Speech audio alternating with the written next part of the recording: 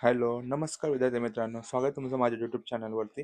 आज आपण इयत्ता 6वी विषय मराठी राष्ट्रध्वज माझा अभिमान धडा 6वा या धड्यातली प्रश्नोत्तरे स्वाध्याय पाहणार आहोत आणि आपल्याला काय काय समजले हे जाणून घेणार आहोत. तर प्रश्न पहिला, कोण ते लिहा. अभिषेकच्या वक्तृत्व स्पर्धेचा विषय अभिषेकच्या वक्तृत्व स्पर्धेचा विषय होता राष्ट्रध्वज माझा अभिमान. प्रश्न 2, शालेय स्तरावरील वक्तृत्व स्पर्धेचे परीक्षण करणारे. शालेय स्पर्धेवर वक्तृत्व स्पर्धेचे परीक्षण करणारे होते श्री जाधव सर.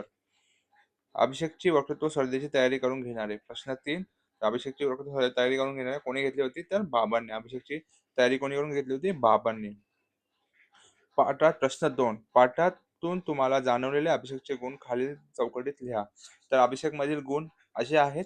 1, जिद्दी. तो खूप जिद्दी होता. तो खूप चांगले वक्तृत्व करत होता. तो आत्मविश्वासाने भरलेला होता. तो मेहनत करणारा होता आणि आभार मानणारा होता. जिद्दी. गुण क्रमांक 2, चांगले वक्तृत्व. गुण क्रमांक 3, आत्मविश्वासाने भरलेला. गुण क्रमांक 3, मेहनत करणारा. गुण क्रमांक 4, आभार मानणारा. अशा प्रकारे प्रश्न दुसरा आपला सोडून झालेला आहे. आता आपण पाहूया प्रश्न तिसरा. 2 ते 3 वाक्यात उत्तरे लिहा. 2 ते 3 वाक्यात उत्तरे लिहा. तर जाणून घेऊया. प्रश्न पहिला, श्री जाधव सर यांनी वक्तृत्व स्पर्धेतील विद्यार्थ्यांना कोणते मार्गदर्शन केले. श्री जाधव सर यांनी वक्तृत्व स्पर्धेतील विद्यार्थ्यांना कोणते मार्गदर्शन केले. याचं उत्तर आहे, सर्व विद्यार्थ्यांनी उत्तम भाषण केले, परंतु ज्यांचा प्रथम व द्वितीय क्रमांक आलाय तेच पुढे जातील, असं जाधव सरांनी सगळ्यांना सांगितलं. ज्यांचा क्रमांक आला नाही अशा विद्यार्थ्यांनी नाराज व्हायचं नाही. सर्वांमध्ये काही ना काही सुप्त गुण असतात, ते विकसित करण्याचा प्रयत्न सर्वांनी करायचा, असं श्री जाधव सर यांनी वक्तृत्व स्पर्धेतील विद्यार्थ्यांना मार्गदर्शन केलं किंवा त्यांना सांगितलं. समजलं? पहिला झालेला आहे. प्रश्न 2, अभिषेकचे भाषण उत्तम होण्यासाठी वडिलांनी काय काय केले. उत्तर, अभिषेकचे भाषण उत्तम होण्यासाठी वडिलांनी काय काय केले हे आपण पाहूया. अभिषेकचे भाषण उत्तम होण्यासाठी वडिलांनी त्याची तयारी करून घेतली. त्याच्या वडिलांनी राष्ट्रध्वज, राष्ट्रभक्ती, राष्ट्रीय सण, राष्ट्रीय सणांचे महत्त्व हे मुद्दे अभिषेकच्या भाषणामध्ये समाविष्ट केले. अभिषेकच्या भाषणामध्ये हे मुद्दे समाविष्ट केले की राष्ट्रध्वज, राष्ट्रभक्ती, राष्ट्रीय सण, राष्ट्रीय सणांचे महत्त्व हे सर्व मुद्दे समाविष्ट केले.